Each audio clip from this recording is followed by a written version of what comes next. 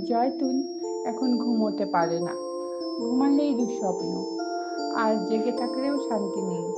আয়নার দিকে তাকালেই সে দেখে কালো ছায়া, কেউ যেন দাঁড়িয়ে আছে ঠিক তার পেছনে, কিন্তু ঘুরে তাকালেই কেউ নেই। একা থাকতে ভয় করে জয়তুনের, কিন্তু মানুষের ভিড়েও সে এখন নিরাপদ বোধ করে না, কারণ জিনটা শুধু তার সঙ্গে কথা বলে না, তা এখন তার হাতও নাড়ায়। কলেজে একদিন ক্লাসে বসে থাকতে থাকতে হঠাৎ পেছনের ছেলেটার দিকে ছুঁড়ে দিল তার কলমের কভার, কোনো কারণ ছাড়াই।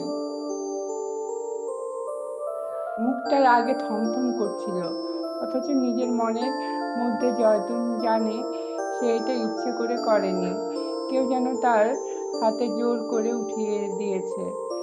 সন্ধ্যাবেলা মা বলল, তুই আবার শিউলিকে ধাক্কা মেরে দিলি, কি হয়েছে তোর? এভাবে রাগ করিস কেন? জয়তুন উত্তর দিল না, তার গলা শুকিয়ে গেছে। শিউলি তার ছোট বোন, এমন কিছু সে কখনো করবে না, কিন্তু করেছে, তাও এক অদ্ভুত রাগের ঘোরে।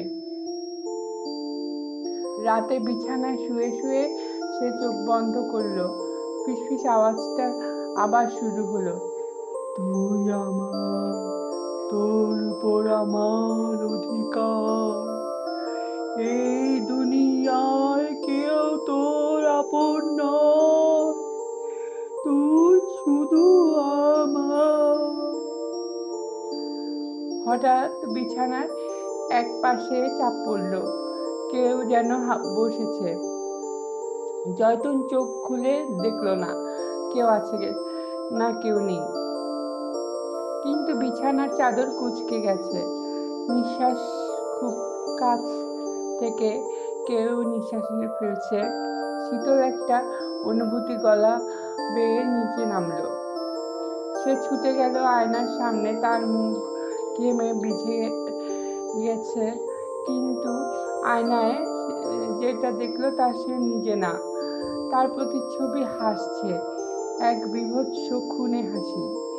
জয়তুন ঘরে চিৎকার করতে করতে আয়নার উপর বই ছুঁড়ে মারল, কাঁচ